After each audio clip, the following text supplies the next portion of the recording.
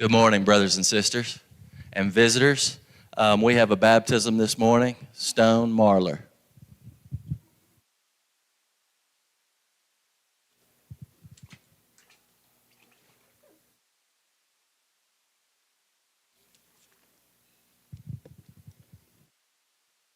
I was born May 26, 2006. I am 17 years old. I grew up in a Christian home with amazing parents who have been kind, supportive, and fair to me. I've always been blessed with amazing siblings who are my best friends.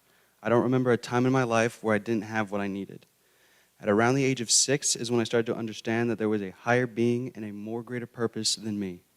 I actually made a profession of faith around this time, but know now that it was me basically trying to be like my parents. Matthew 7:15 through 17.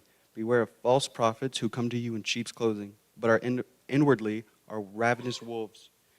You will recognize them by their fruits. Are grapes gathered from thorn bushes or figs from thistles? So every healthy tree bears good fruit, but the diseased tree bears bad fruit. Despite a profession of faith early in life, I was a diseased tree. I had no interest in God's word at all. I felt spiritually empty and was okay with it. I was a habitual liar. Sometimes I would lie just to lie with no reason at all. Sometimes I would even punch my older brother with no remorse or conviction. My anger and humanity controlled my mind. I noticed around the age of 12 that I hadn't prayed or even really thought about my Christianity in a long while. I started to realize that me giving my life to Christ at 6 was me just following after and wanting to be like my parents.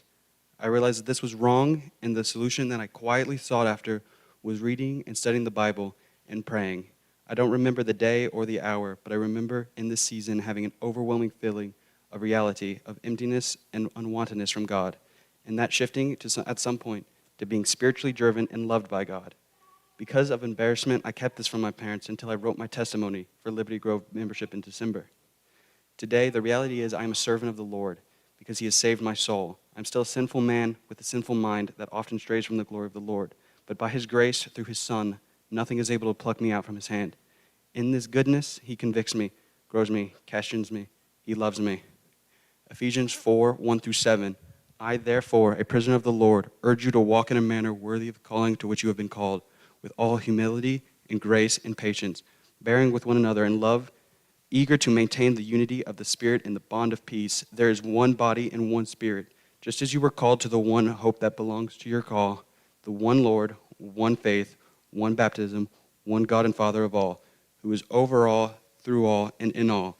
But grace has given to each one of us according to the measure of God's gift.